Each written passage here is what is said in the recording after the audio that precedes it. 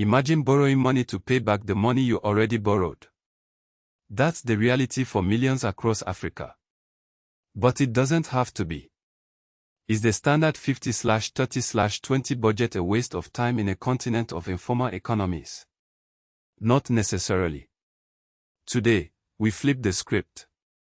We break down how to adapt this simple rule and start building generational wealth, not generational debt. We come from a land of ingenuity, a spirit of making do with what we have, a culture of sharing. Yet, when it comes to money, a shadow lingers. A narrative whispered on the wind, claiming financial literacy is a foreign concept, a seed that simply won't take root in African soil. But what if that narrative is wrong? For generations, Africans have managed their finances, adapting to unique economic landscapes. From the communal savings circles, the Tsusus of Ghana, to the sophisticated informal lending systems, the spirit of resourcefulness permeates our communities. We navigate fluctuating currencies, unpredictable harvest, and the enduring legacy of colonialism. We know scarcity, but we also know how to thrive. But the modern world demands a modern approach. A framework that honors our traditions while empowering younger generations. This is where the 50/30/20 rule comes in, a simple yet powerful strategy for budgeting. But can a concept born in the West truly resonate across the diverse realities of Africa? We believe it can, with a vital twist. We adapt it. We Africanize it. The core concept remains 50% for needs, 30% for wants, 20% for savings and debt repayment.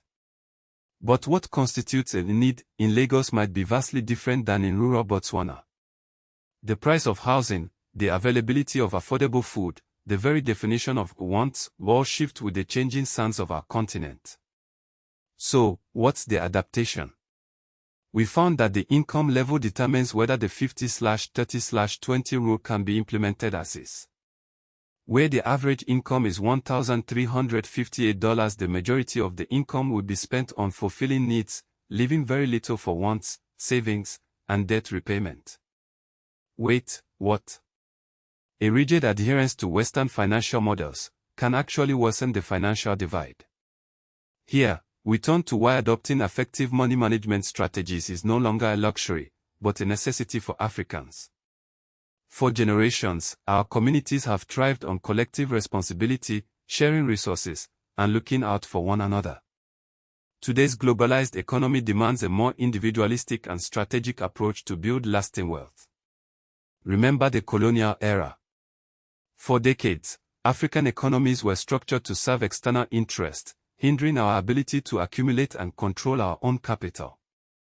Even after independence, economic policies often perpetuated these inequalities. This is why financial literacy and strategic money management are crucial for redressing historical imbalances. Take, for example, the devastating impact of the structural adjustment programs imposed by the IMF and World Bank in the 1980s and 90s. These policies, although meant to stimulate growth, often led to reduced social spending, increased debt burdens, and deepened poverty across the continent. We cannot allow history to repeat itself. Adopting a framework like the 50/30/20 rule, adapted for our unique African context, allows us to take control of our finances, prioritize our needs, and plan for the future. It's about breaking the cycle of living hand-to-mouth and building a foundation for generational wealth. When we manage our money wisely, we empower ourselves, our families, and our communities. We invest in education, healthcare, and entrepreneurship, creating opportunities for growth and prosperity. We become active participants in our economies, driving development from the ground up. But here's the kicker: while the 50/30/20 rule offers a solid foundation, traditional African values hold a key to its ultimate success. It turns out, the most successful adopters of this financial rule in Africa are not individuals at all. So, whether you're a bustling entrepreneur in Lagos, a farmer in rural Kenya, or a student in Accra, adapting the 50/30/20 rule to your specific circumstances can be a game changer. It's about taking control, building resilience, and creating a future where your money works for you, not the other way around. We've only scratched the surface here. For a deeper dive into tailored strategies for African wealth building, check out our Africa Wealth Blueprint. It's a comprehensive guide packed with practical advice and actionable steps, available for just $27 at panafric.com/shop.html. Remember, financial empowerment is within your reach.